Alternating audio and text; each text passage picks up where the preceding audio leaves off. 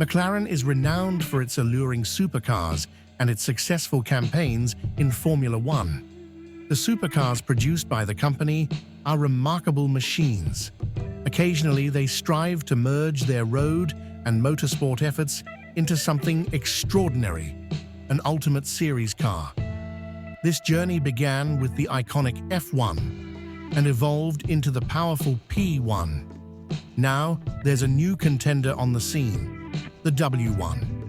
The specifications for this model are impressive.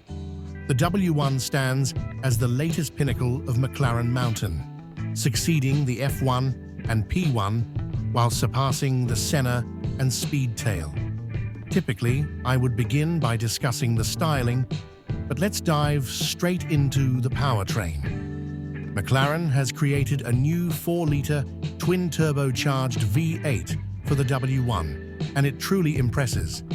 This MHP8 engine features a flat-plane crank setup, allowing it to rev up to 9,200 RPM while generating an astounding 916 horsepower and 664 pound-feet of torque.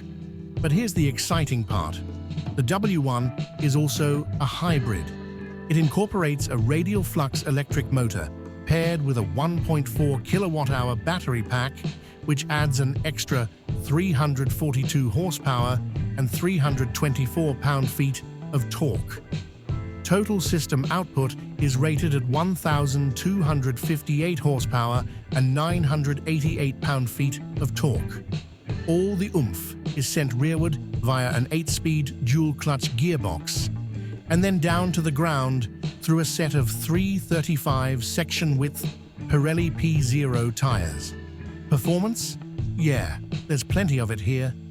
McLaren claims that the W1 accelerates from 0 to 60 miles per hour in just 2.7 seconds. Want to reach 124 miles per hour? That takes only 5.8 seconds.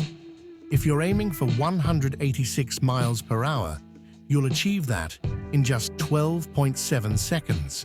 And if you have the space to test it, the top speed is electronically limited to 217 miles per hour.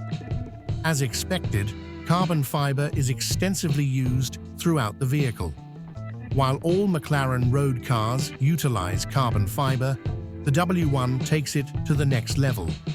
The aerocell structure is crafted using a technique typically reserved for low-volume motorsport applications. The carbon fiber is infused with resin before being fully formed, which simplifies the curing process and enhances the strength of the aerocell.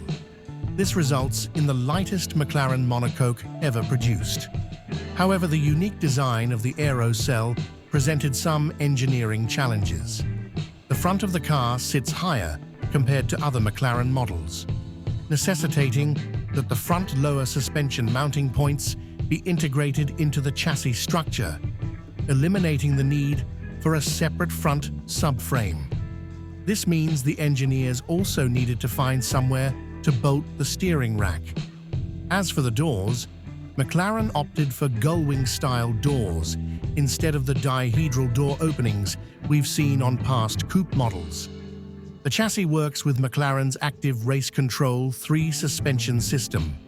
Opting between comfort, sport, and race yields drastically different setups to deliver the ideal dynamic experience, depending on what you want and where you are. There's actually a level beyond race, called Race Plus, for even more downforce and suspension stiffness on smooth, fast racing circuits. Speaking of downforce, the W1 has plenty of it.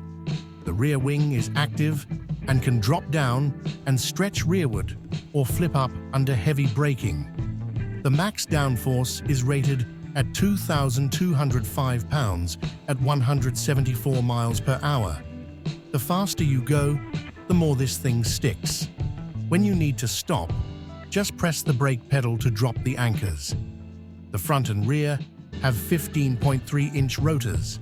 The front brakes feature a 6-piston setup, while the rear has a 4-piston configuration.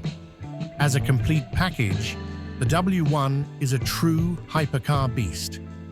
At McLaren's test facility, it can lap the track 3 seconds faster than a Senna, a significant advantage in racing, where 3 seconds can feel like 300. Fortunately, the W1 is also more aesthetically pleasing than the Senna, which was not known for its beauty. While I wouldn't describe the W1 as conventionally pretty, it certainly has a more appealing design, emphasizing function over form. Its appearance clearly conveys that it is engineered for high-speed performance. This focus on performance extends to the interior. Although the seats are fixed, the pedals and steering wheel are adjustable. McLaren claims there's enough space behind the seats for weekend bags, and if you tire of the MHP8 sound, you can opt for a Bowers & Wilkins sound system. Engine scream towards its sky-high red line. McLaren plans to build just 399 examples of the W1. It starts at $2.1 million, and if you have that scratch lying around and would like to buy one, you're already too late. Each one has already been allocated to its lucky owner. Hopefully some of them will push their W1s to their limits, because those limits are at the upper echelon of what road cars can do. The W1 may never reach the iconic status of the F1, but I believe it represents a significant advancement over the P1. I am eager to see how it compares to other top-tier vehicles that are currently available or will be soon.